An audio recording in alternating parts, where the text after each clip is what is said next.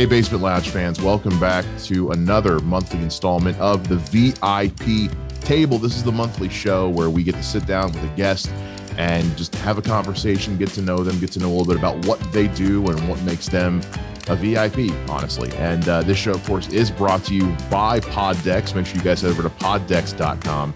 If you're a new podcaster, a veteran podcaster, get all your awesome tools you need for improving your podcast game with episode and interview decks. Use the code TBL10 to get 10% off your entire purchase with the code at checkout. Our guest this month is someone I've never met before. Maybe you have, maybe you haven't. I don't know why you're listening to this, but she is a dietitian. She is a cannabis advocate, and she is going to tell us a little bit about her life and her story and how it all has come to this precipice, and we're going to welcome her on now. Let's welcome Jordan Boucher. Jordan Boucher, welcome to the show. Thank you so much for being our guest this month. Thanks so much for having me. I'm so excited to be here. I'm glad you could be. I'm glad. I mean, I know it was real short notice, but I'm real glad that we were able to make this work. And I think it's going to be a lot of fun getting to know you today. To start things off, you talk about in your, in your in your biography and all that, they said you're not the healthiest dietitian. I really want to poke at that a little bit. Like, what do you mean by that exactly? Yeah, so I'm definitely I love food. I lived in the New Orleans area for 20 years and I'm from down south. So I love health too. I want to be healthy, but I also believe in living to eat. Some people say eat to live. I mean, I agree with that too, but I also agree with live to eat. So I do not believe in restriction or depriving yourself. I'm a fan of moderation, but also an emotional eater sometimes, and cannabis munchies can come in sometimes. And also I mean, I don't know. I am living with my best friend right now. She's training for a fitness show and it's this weekend. And I just cannot wait for the show to be over to just get a margarita, chips and queso, the whole kit and caboodle, dipping whatever I can in the queso, just drizzling it. Because I've been living here for a couple months, and kind of, I've been going through a different process.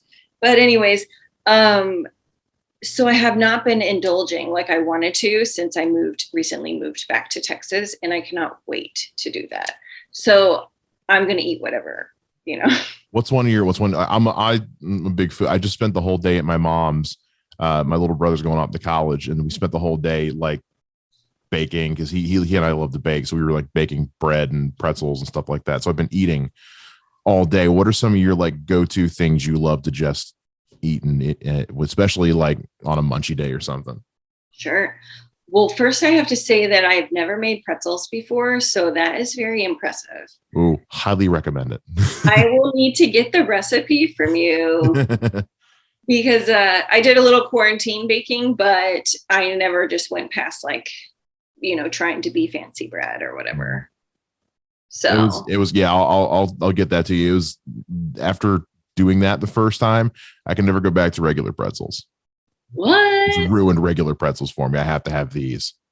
They're the big soft baked pretzels, the ones you can get from the freezer section at the grocery store. It's I can't go back to those. Yes, they've been ruined for me. Gas station or at a game or something. Yeah, I eat one and I'm just nah, I can do better. Are you dipping it in anything at home? Sometimes I'll make a beer cheese dip. Whoa. Why wouldn't you if you can? Sure. But or a little bit of mustard, but they're usually just great on their own, honestly. Yeah. But what about you? What's some of your go-to snack, especially when you got the munchies? Sure. I know I just kept wanting to ask you for any kind of tips that anything new you can give me. So I love popcorn. It's like my number one favorite snack, but I love truffle popcorn. And so truffle, like the mushroom that like Truffle popcorn, that's a thing? The pig smell for. Yes. I first had it in New Orleans, and then I had like the best I had ever had at this local place in Seattle, because I lived right outside of Seattle too. And now some other people took it over. Anyways, it's amazing. I love truffle popcorn. The pretzel sounds amazing as well. I love cheese, crackers, fruit, berries. I try to stay as healthy as I can. So I don't keep a lot of like treats in the house, because if I do, there's nothing holding me back from eating them. You know what I mean? Like, if they're there, then I'm going to eat them. So if I will eat whatever I can that's healthy. And then after that, I'll just like go walk to the gas station and just like buy a couple of things from there and just bring those home and eat them. You know, there's something to be said. Sometimes I think the gas station snacks get a bad rap. You know what? Sometimes I'm in the mood for a slice of Speedway pizza. I just am. You know what?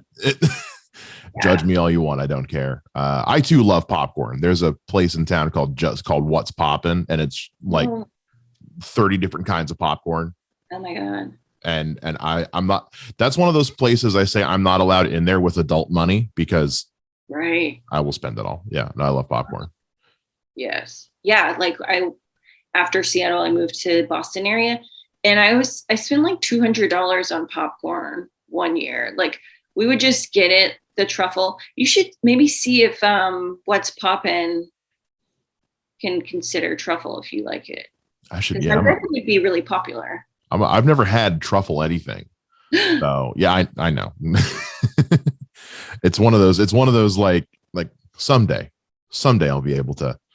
It's especially out here in the Midwest, it's a little harder to get a hold of, but I always wanted to try it myself. Do you like mushrooms? I can take or leave mushrooms. I don't like crave them, but like I'm not gonna get mad if I have them. Yeah, so it's not like a mushroom thing. Well, on Amazon, so when I can't get my favorite truffle popcorn, they sell truffle spray. It's like cooking spray, but it's truffle and olive oil. So I'll just buy some plain popcorn already popped. I used to have an air popper, but I'm not in. Anyways. And just spray the truffle spray on it, and then put some pink sea salt on it and just shuffle it up. And it's amazing. You're killing me. What? That was like a Zevia soda, like a stevia flavored Zevia soda. Oh, it's so good. You're killing me. I want popcorn now so bad. I know. I ate a bag before this. So how did the dietitian thing come to be a reality for you? Like what was kind of that journey like, just deciding that's the route you wanted to go and kind of making those first steps to get there? Well, you know, I wasn't expecting that question. Like it. So I definitely did not go into, I finished high school and I went to like a local college and still lived at home with my dad and my stepmom. And, you know, I was going for mass comm for communications because I love to write. And in high school, I was like on like the news anchor, like I was like a news anchor on our news show, and like was in like, I never was on the stage except for like one class, but I was always stage crew or behind the scenes. So I was mass comm, and then I ended up getting a minus 0.1 on in one of my classes, like a math class, because I'm terrible at math. And I lost my scholarship after my second year. And so I transferred to a community college and I took a nutrition class and I just fell in love with it. I always loved food, obviously. And I had lived for a time with my grandparents. They raised me for a while when I was a kid, and my grandma was type 1 diabetes. And so I always saw her taking really good care of herself. And then the second half of my life, I lived with my dad, who was type 2 and who didn't manage it well. And he died when he was 51. And she lived, an extra 30 years. I mean, in genetics and everything, but seeing how they both had a similar health condition, like both were diabetic, just different types and their different approaches, it really just made me think how much I just want to help people and share any kind of education or knowledge that I can. I think that you can, live your best life, but also just try to be as healthy as you can at the same time. That's it's an interesting point you bring up with the parents with diabetes. My dad was finally diagnosed type 1 when I was in like a sophomore in high school or something like that. And so it kind of became a huge lifestyle change for the whole family. We all started, because dad had to, we all started adjusting how we ate. For a little while there, like my dad tried the South Beach diet, which would not recommend. Just a lot of different, it was basically like the most anti-carb diet on the face of the earth. And you find out real fast how hindering that is. Especially when you first try the carb-free breakfast cereals they offer and they taste like cardboard. But yeah, that lifestyle change really, and I mean, to this day, there's still a lot of things like I just can't go back because it did kind of rub off that way. There's some other thing, like I still eat regular pasta now, but yeah, that does kind of shake your world up a little bit, especially when you kind of have no choice but to make that change. Yeah, it can alter your worldview a little bit. Yeah, for sure. Especially so a lot of patients, like all the patients I've worked with, they usually are coming in because they've had a recent diagnosis or something happened where they have to make a change. And it's so much easier to make the changes beforehand, just like in small increments, like just to try to start working on things, because when you have to, it's another level of like kind of pressure, you know what I mean? And so. Because there are so many like, and I don't mean to keep harping on it, but like that South Beach diet thing, like it was, it's one of those things that comes with a whole like Harry Potter sized book you have to follow. And like the very first step was cut out all carbs all together all at once. And it's like, that's a huge, like you would think the idea would be to kind of, it's almost like when you're getting off a medication, like you get off of it slowly in increments. To go hard like that, I would imagine would kind of cause your body to react a certain way mentally or physically, to suddenly have that no longer be there. I mean, you're the expert. I could be totally talking out of my ass. No, yeah, it's like going from 0 to 100 like that. It's you really can kind of, if you're trying to just do everything at once, you're likely not going to be successful, because your brain is going to try to resist and be like, you're freaking me out. I don't want to do all this at once. You can't get me exercise in, eating more broccoli, more protein, drinking more water, cutting out my sugar all at once. Like, you are going to want to resist. So that it's always better to start as early as you can. And then the second thing would be like, work on like 1 or 2 small things at a time. Like, instead of trying to, cut out like the 2 liter of Mountain Dew, and 2 liter is just an estimate, like just because we have 2 liters in the fridge because she has to drink them for her competition. Anyways, not Mountain Dew. So I want to get on that competition. It's crazy. So what was I saying?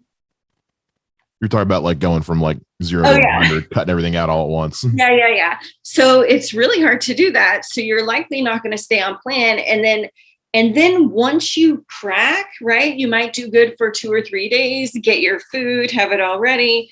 And then like, as soon as you're stressed, as soon as you're tired, as soon as you're like cranky, like all of that willpower kind of falls. You really need to establish the habits in place, because then you have, you know, say somebody brings a donut to the office and you're like, oh, I've been so good, I'll just have one. But then you think, oh my God, my whole day is ruined. I might as well just eat whatever I want the rest of the day and start again on next Monday. So it's this all or nothing kind of thinking. And that's when people can get in trouble, because then they feel like guilty because they didn't maintain it. And then it just makes them want to give up. But then and then give in to just throwing it, you know, like, yeah, it's a lot. I remember hearing Kevin Smith talk about that, you know, a couple of years ago when he had his heart attack. Oh. And, you know, his doctor told him like he was just so incredibly out of shape. He basically had to kind of, I think he phrased it like he had to reteach his body how to eat, basically, because he was just so used to just, you know, I think he said my mouth was just a vessel for cake.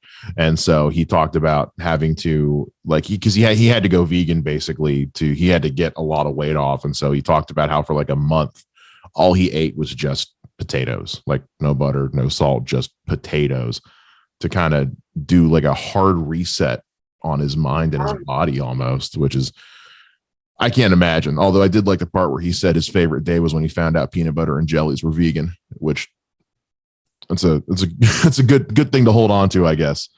Yeah, you got to hold on to whatever you can at that point, you know. What are some of like the with people you've worked with, what have been some of like the most common, like the most common thread that you seem to see a lot of people have as far as struggles with their diet or with kind of getting into that healthier place? Sure. The first one is probably that they go all day without eating. So that can be a problem for a lot of reasons. And so many times people will come in and they're like, you know, I'm just not hungry during the day. You know, I just don't have an appetite. But then when I get home and I'm like comfortable, then I just want to eat everything.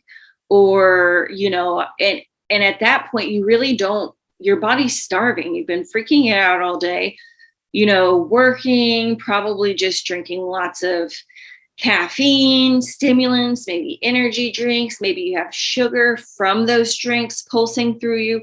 Your body's like, by nighttime comes, freaking out.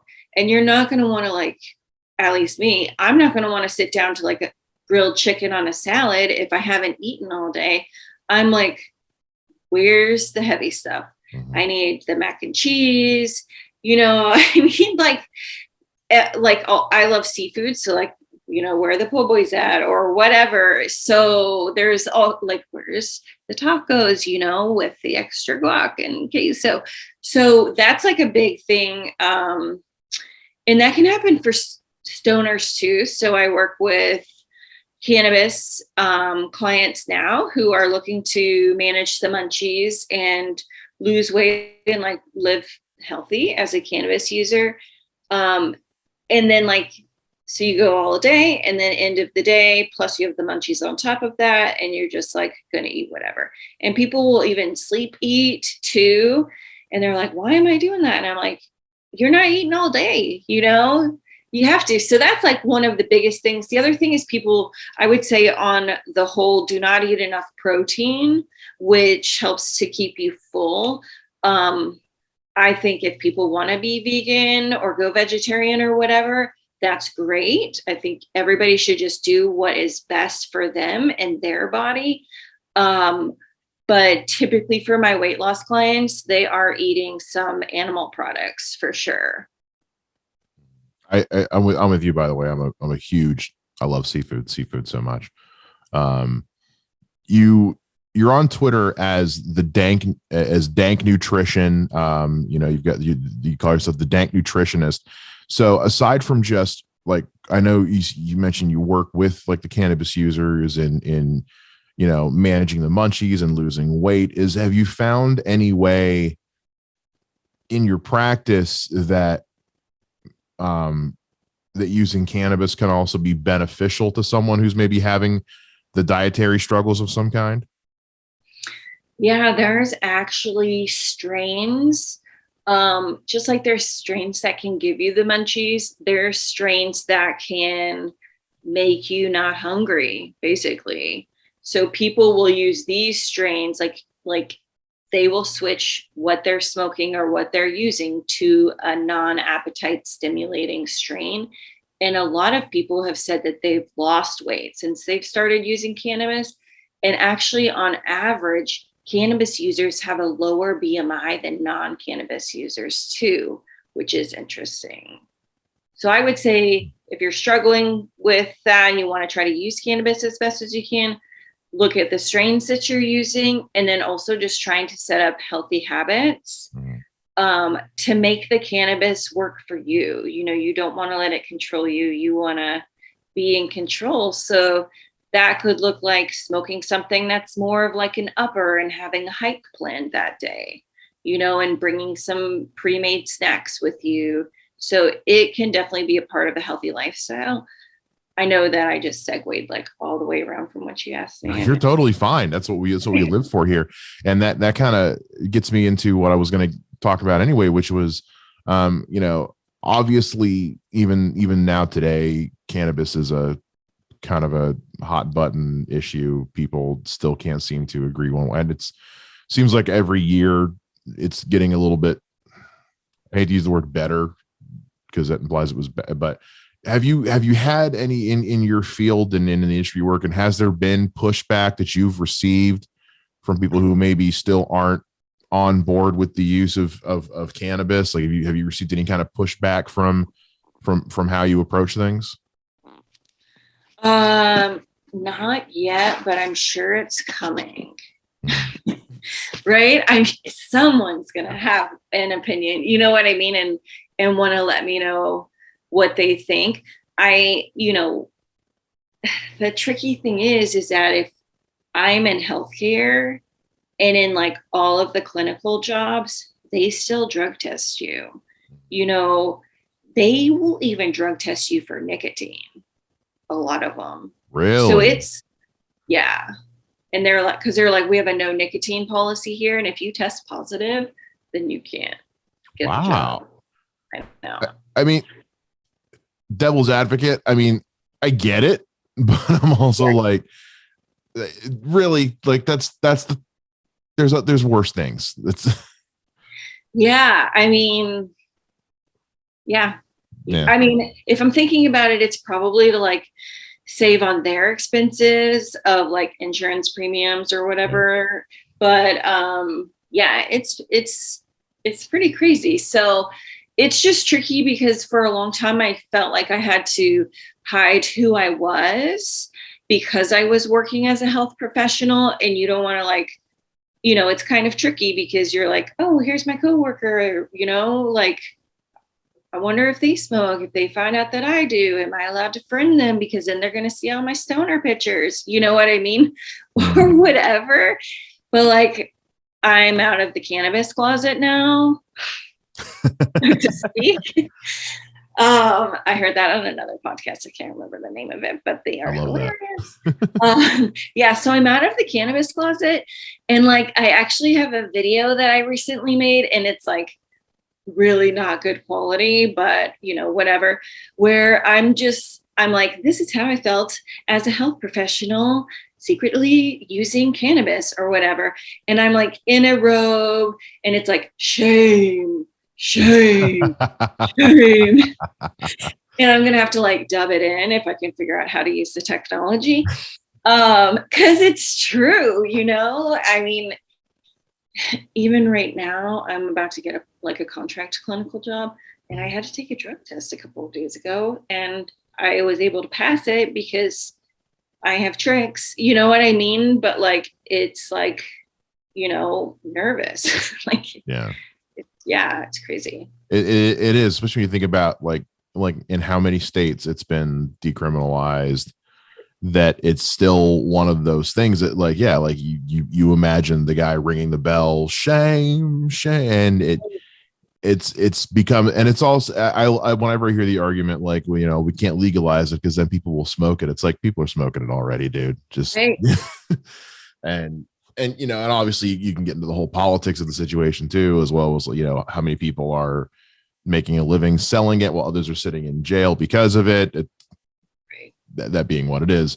But yeah, that is something that I can imagine would be a real struggle is how do you find your way, make your living in this field when it is still something that, healthcare facilities are probably still testing for. And I mean, my company, the company I work for, does drug tests when we get hired. So, right. So it is weird. Not weird, but it is. No, it's weird. It's weird. Right.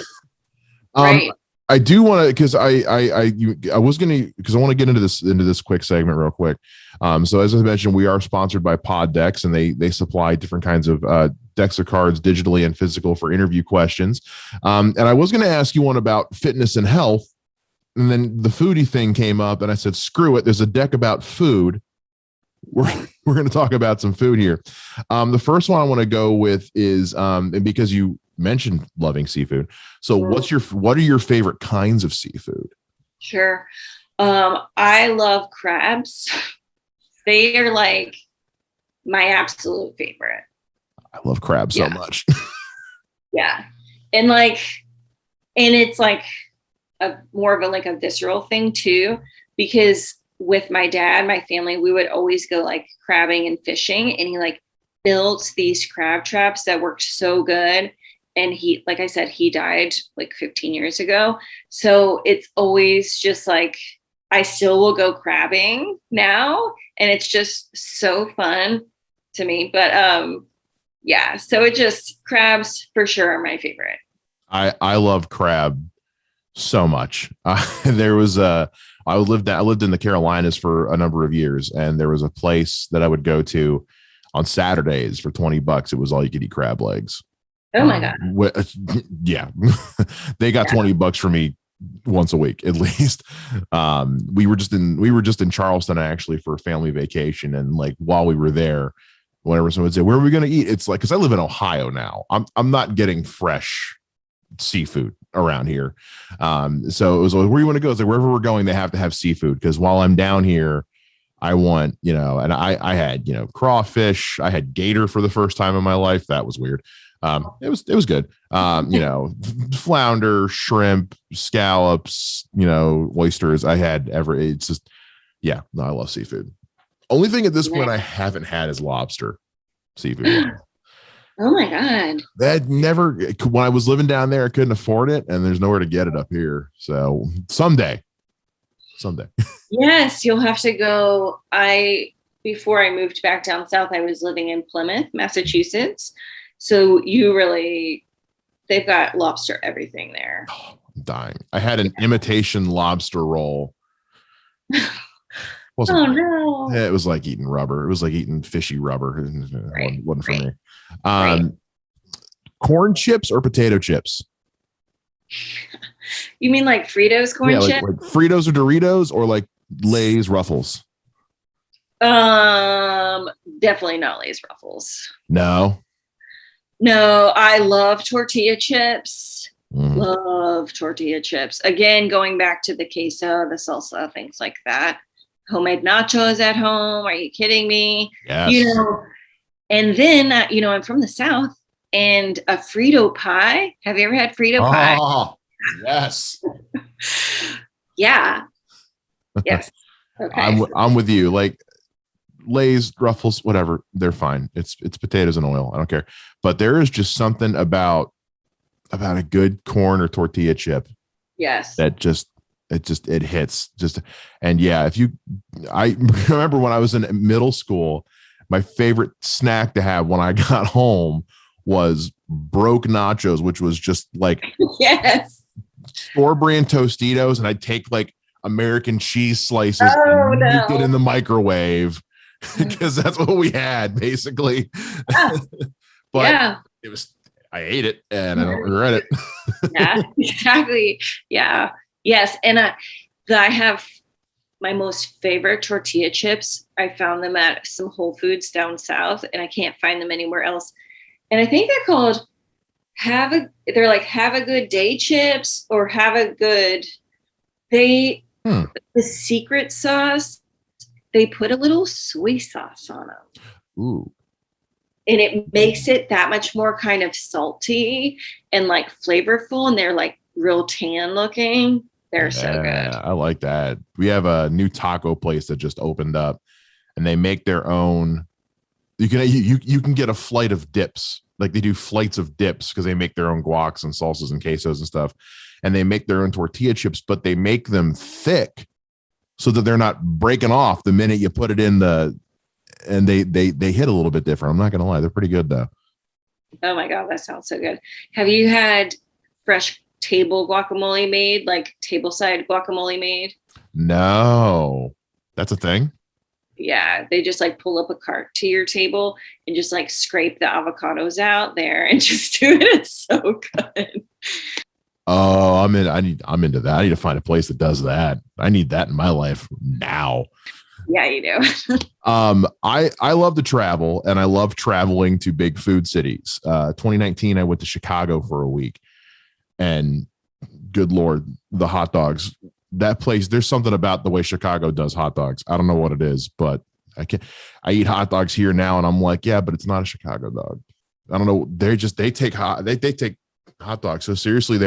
Is there a city or at all that you think that you've been to that you think has just the best food? Oh my god, New Orleans.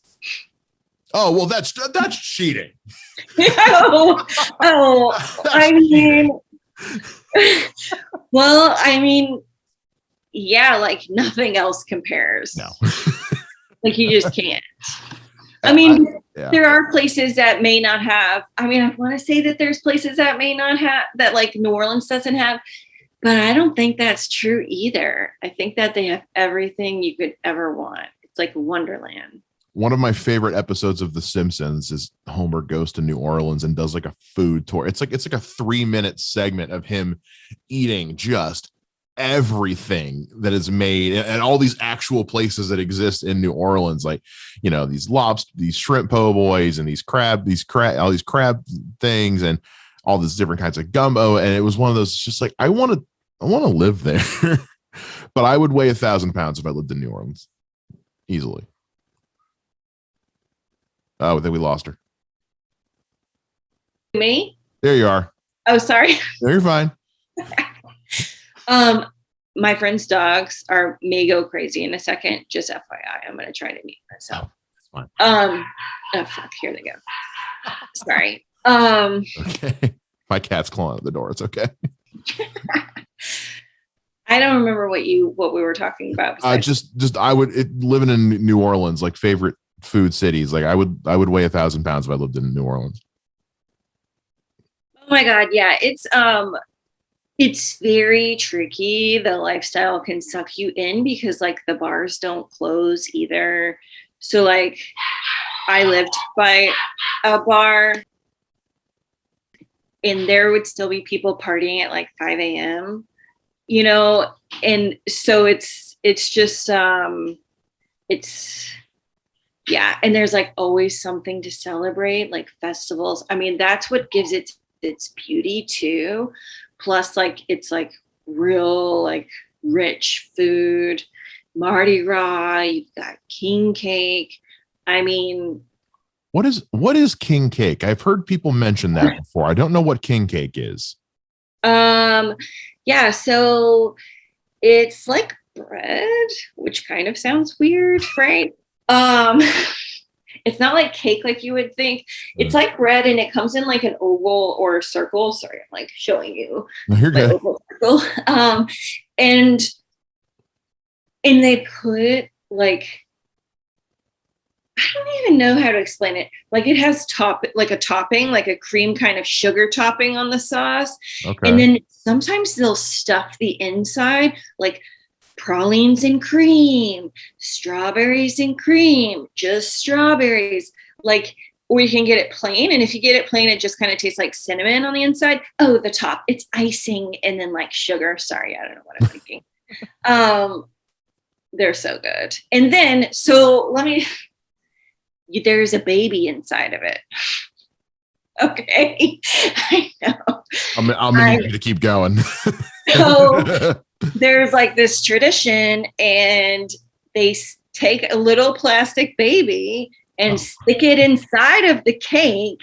And whoever gets the baby has to buy the next king cake.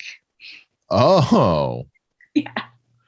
I could get into that. Now, I mean, obviously there wasn't like a baby in them. Right. That was a little dramatic, That's okay. Oh, that's great. I kind of want to do that now. Like, okay. They can ship them to you during Mardi Gras season because I got one every year I lived in New England.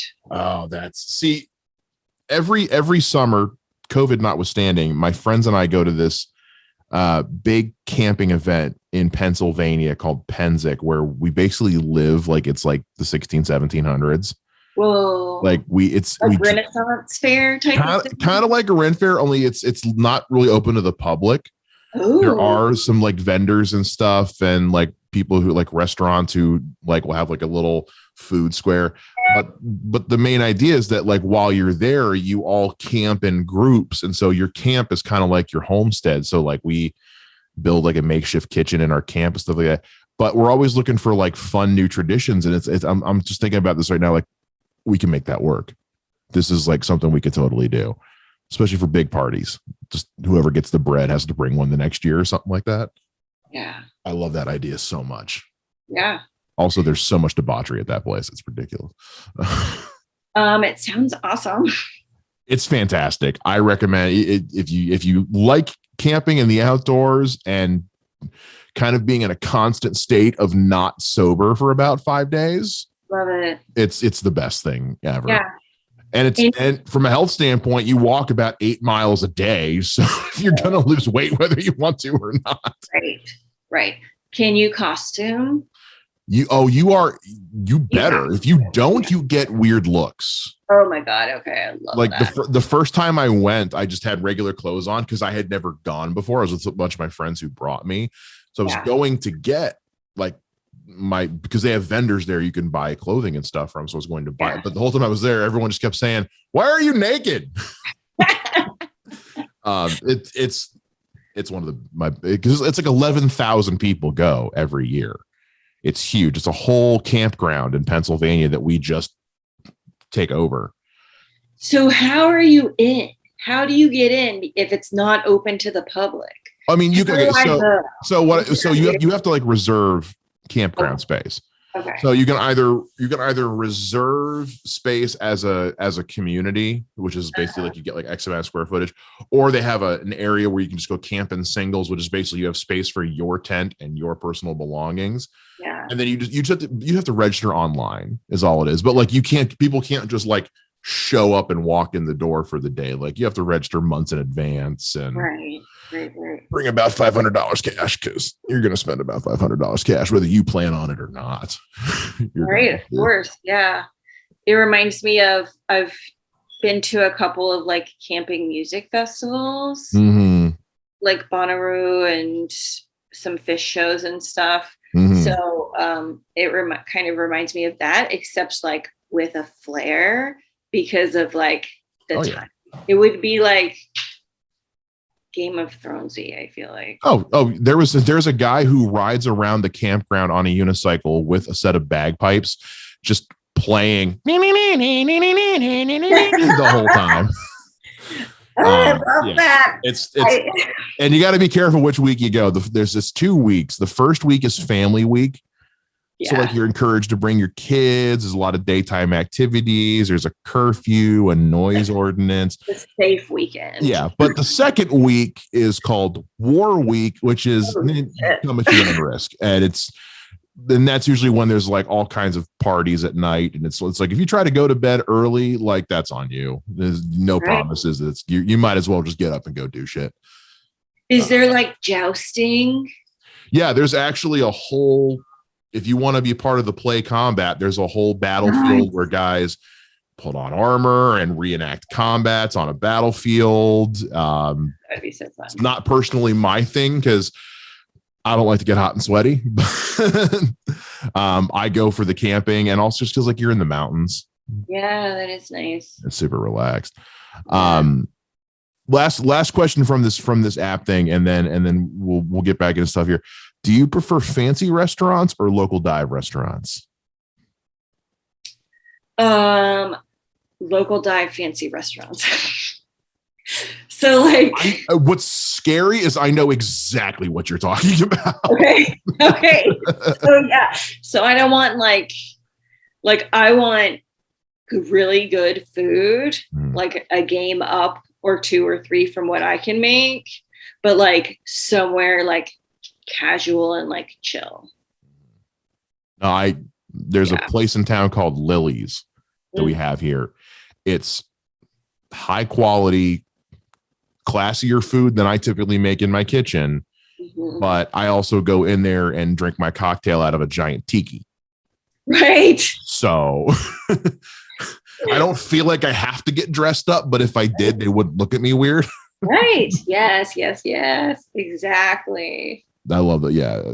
I will take a hole in the wall with good food over a dress code place with, mediocre food any day. Right. And I really love like farm to table places too, because a lot of their food, it's so fresh, and they can make it very simple because the ingredients are really fresh. But again, it's kind of country, you know what I mean? Because it's like farm to table. So there's like this like home kind of vibe going on. And I think the people who say that there's not a big difference have never actually had farm to table. Oh yeah. I live in Ohio. Everything's farm to table because where you're not in the city, you are in farmland. So farm to tables everywhere. Right. And I've had department store steaks, and I killed this cow yesterday steaks, and there is a difference. Right. Yeah, agreed. And the cocktails too are usually insane. Oh yeah. It's one of those, you walk in, the food's either going to be really cheap and or really good. Yep. Yeah. Because they're not trying to hit a profit margin. They're just doing what they want to do. Is that fresh tattoo ink I see on your arm? It is. I have so new snake just dropped. Okay. So it's infinity snake. It's an Ouroboros, so it's eating its tail. Yeah. It's in a dotting pattern. I just got it yesterday. So like it still looks kind of weird because it's in the plastic wrap and there's like a little blood. And then I got, how do I twist this thing?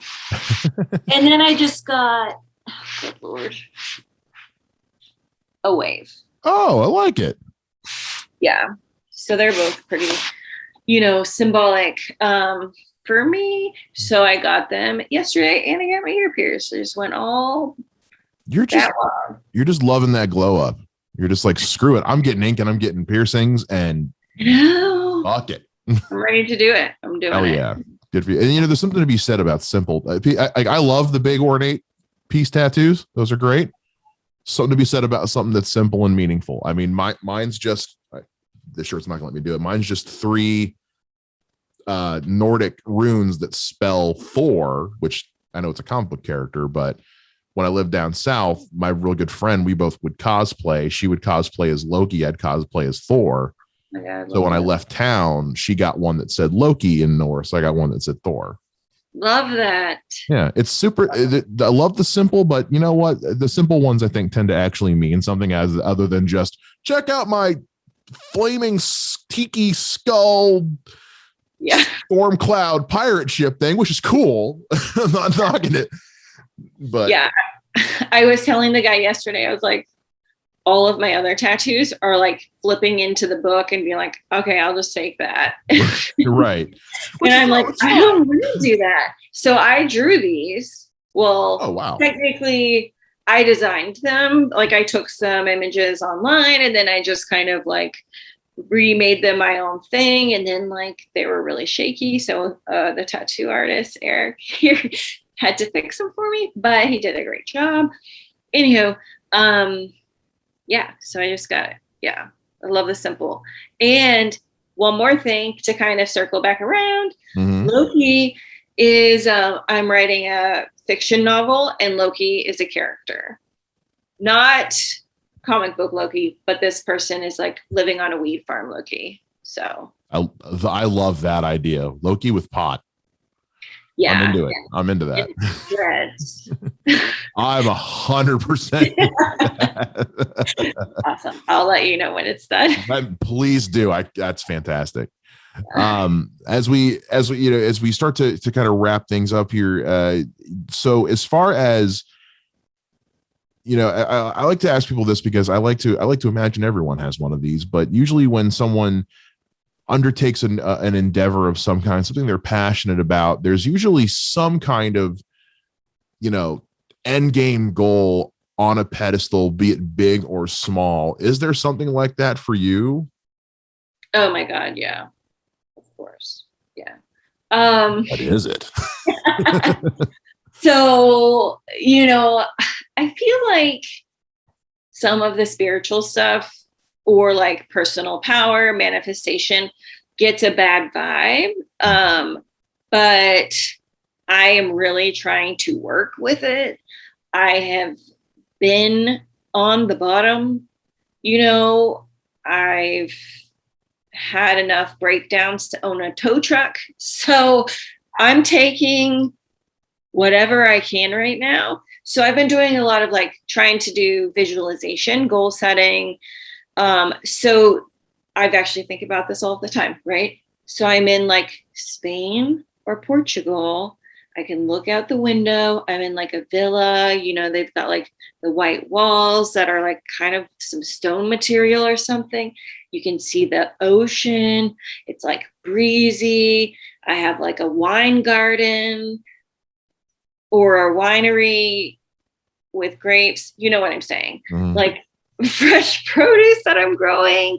I own a bookstore, tea shop, and ride my bike there. My villa also doubles as a retreat for creatives, specifically writers, where they can paint and do crafts because I love crafts. And I'm also doing a yoga teacher training. So like we can do that. And it's just like gorgeous. And there's hammocks.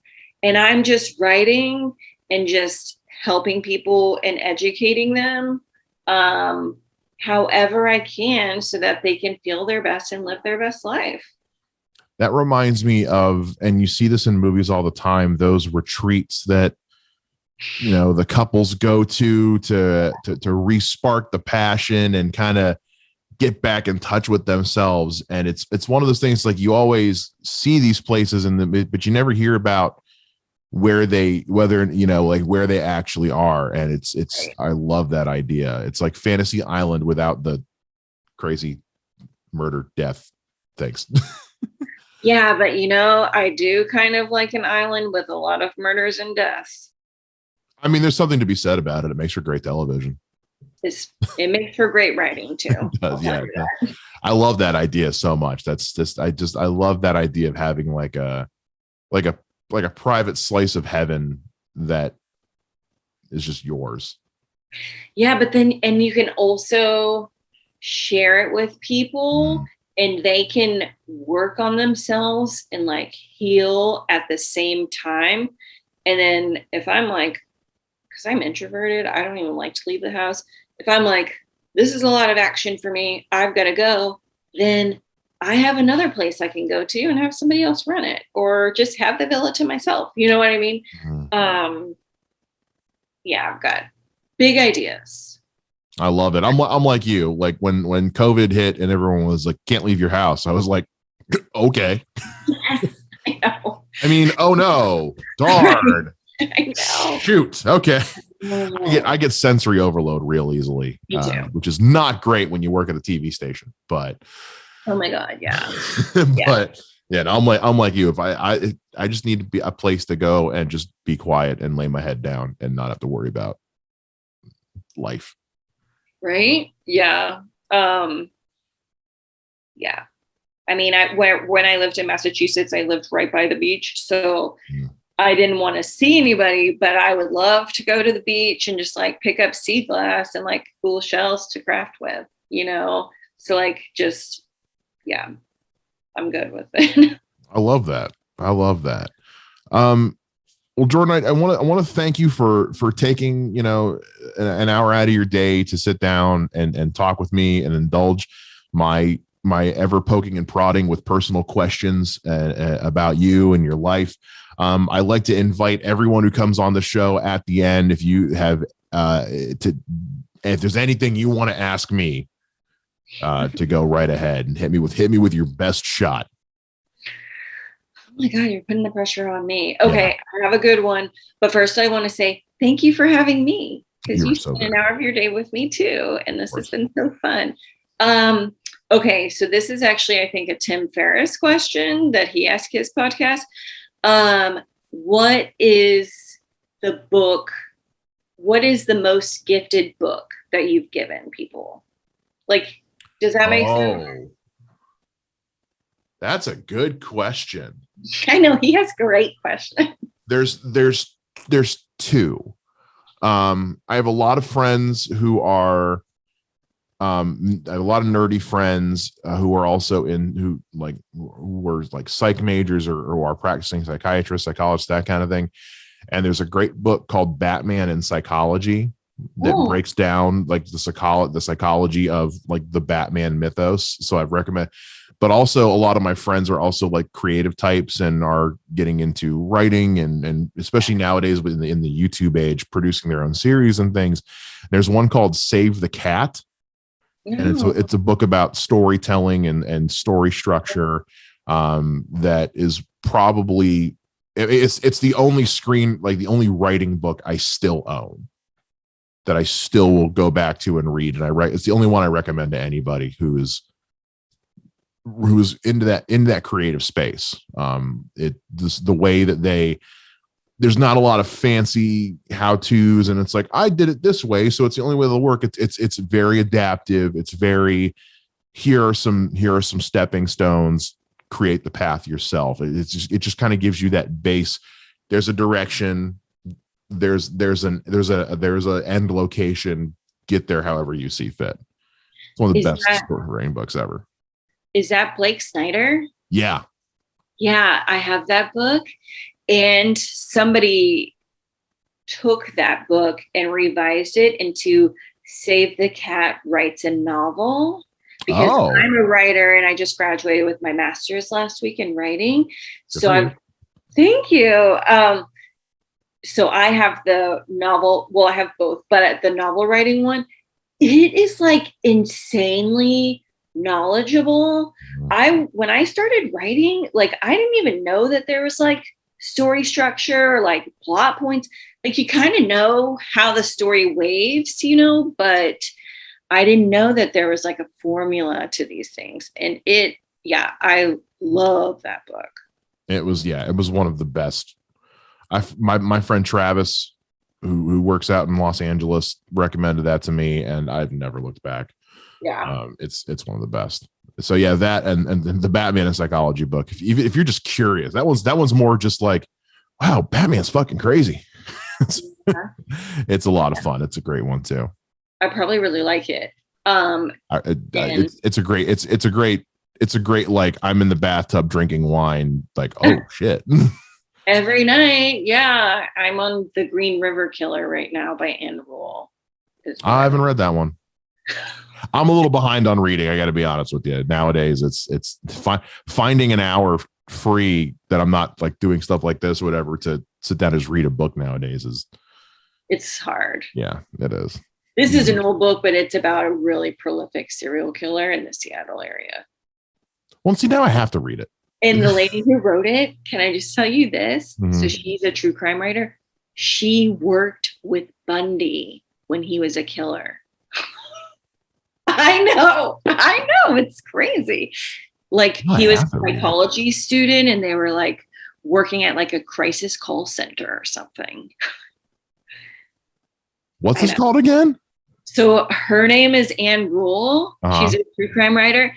But the book I'm reading is called, it's like The Green River Serial Killer. Okay. And the one she wrote, because she's like really good with true crime, is about Bundy is like this stranger or something. It's real creepy. Oh, damn. I haven't read that one, but like, yeah, it's going to be. Damn. Okay. Well, I know what the next book I'm going to read is, because that, like most Americans, I'm obsessed with serial killers.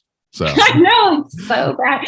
And if you don't listen to audiobooks, I would say I do on occasion. I pre-COVID, I did a lot of traveling. So if I wasn't listening to podcasts, I was listening to audiobooks on the road. Obviously, I haven't done a lot of traveling lately, but right. You give that a shot. I spend a lot of time alone. So yeah, they changed my life. Audiobooks. And if you have a library card, you can get a library app for free on your phone where you can get the books for free and support the library. You know what? Someone's told me, I swear I've heard someone else tell me about that once before. Yeah.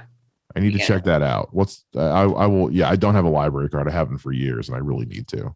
Yeah. There's a couple of different apps for it. But yeah, really good to listen to if you're meal prepping or walking or in the bath, without a book. Just don't drop your phone in the water, kids. It's bad. The rice thing doesn't work. All right. Well, Jordan Boucher, thank you so much once again for coming on. Where can the people who are listening find you online should they so desire? Oh, God. Instagram. I think it's dank_nutritionist. I should really know because Twitter was dank nutrition because I didn't have enough letters. If you just search dank nutritionist or dank nutrition, my name is Jordan Boucher. You should be able to find me. I don't have the exacts. I apologize. I'm also on Patreon and I read personal essays too aloud. So you can follow me on Patreon or on social media and see those as well. Fantastic. Guys, make sure you go check out Jordan Boucher on the internet. Check out her Patreon, check out her Twitter and Instagram. Jordan, thank you one more time for coming on, and we will be in touch with you again soon, hopefully. Awesome. Sounds great. Thank you so much. Thanks for all of the recommendations too. Of course. Thank you. Thanks. That was our talk with Jordan Boucher. Make sure you guys go online, follow her. Hope you guys enjoyed it this time. Once again, this was brought to you by PODDECKS. Go to PODDECKS.com. Use the code TBL10 to get 10% off your total purchase at checkout. Thank you one more time to Jordan Boucher, the dank nutritionist. I love that. Get that tattooed somewhere. And we'll be back again next month with another talk with another VIP guest. Until then, my name is Mike Shea. As always, live well, rock on, take care, and bye-bye.